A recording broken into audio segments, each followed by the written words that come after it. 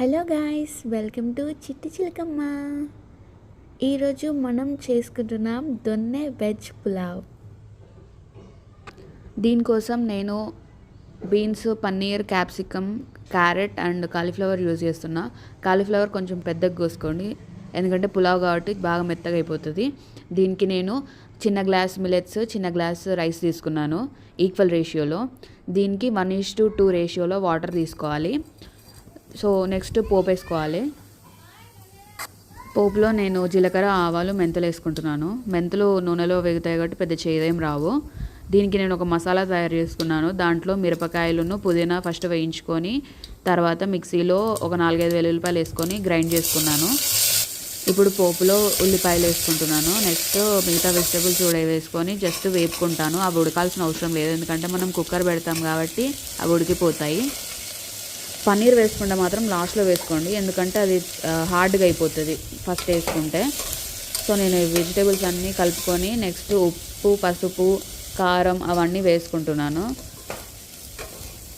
మసాలా కూడా ఏం వేసుకోవట్లేదు గైస్, ఒక చిన్న మసాలా వేసుకుంటున్నాను.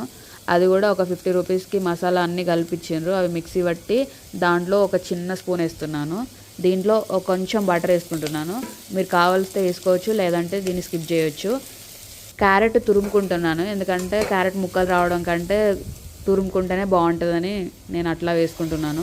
నెక్స్ట్ దీనిలో ప్రిపేర్ చేసుకున్న మసాలా వేసుకొని అంతా కలుపుకొని నెక్స్ట్ మనం కడుక్కున్న బియ్యం మిల్లెట్స్ కూడా వేసుకొని కలుపుకోవాలి. ఫస్ట్ వాటర్ వేయకండి, ఎందుకంటే ఫస్ట్ వాటర్ వేయడం వల్ల అది కొంచెం సప్పగా అయిపోతుంది. ఫస్ట్ మనం బియ్యం మిల్లెట్స్ వేసుకుంటే అవి కొంచెం ఆ ఫ్లేవర్ని తీసుకున్నాక మనం వాటర్ వేసుకుంటే పులావ్ బాగుంటుంది. నేను ఇక్కడ వచ్చేసి ఫాక్స్టైల్ మిల్లెట్ తీసుకున్నా, తెలుగులో వచ్చేసి కొర్రలు. ఇక్కడ మనం మిల్లెట్స్ తీసుకుంటున్నాం కదా అని టేస్ట్ ఏం డిఫరెంట్గా ఉండదు. ఇక్కడ మనం ఏం తీసుకున్నా కూడా పులావ్ చాలా టేస్టీగా ఉంటుంది. కొర్రలనే కాదు, అరికెలు, సామలు ఇట్లా మనం ఏ మిల్లెట్స్ యూజ్ చేసినా కూడా టేస్ట్ సేమ్ మనం రైస్తో ఎట్లా చేసుకుంటామో అట్లనే ఉంటుంది. దీంట్లో మనకి ఫ్లేవర్స్ డైరెక్ట్గా తెలియవద్దు, కొంచెం స్మూత్గా ఉండాలనుకుంటే కొంచెం కర్డ్ కూడా యాడ్ చేసుకోవచ్చు. బియ్యం మిల్లెట్స్ యాడ్ చేసినాక ఒక్క 2 మినిట్స్ ఉంచితే చాలు. ఆ మాయిస్ట్ అనేది అది రైస్ తీసుకున్నాక నెక్స్ట్ వాటర్ యాడ్ చేసుకోవడమే. ఇక్కడ నేను 1:2 రేషియో చెప్పాను కదా, అవి యాడ్ చేసుకుంటున్నాను. మీకు పుల్లలుగా కావాలనుకుంటే ఒక 1/2 గ్లాస్ తక్కువ వేసుకోండి. నెక్స్ట్ నేను మీడియం ఫ్లేమ్లో 2 విజిల్స్ పెట్టుకున్నాను. 2 విజిల్స్ వస్తే సరిపోతుంది.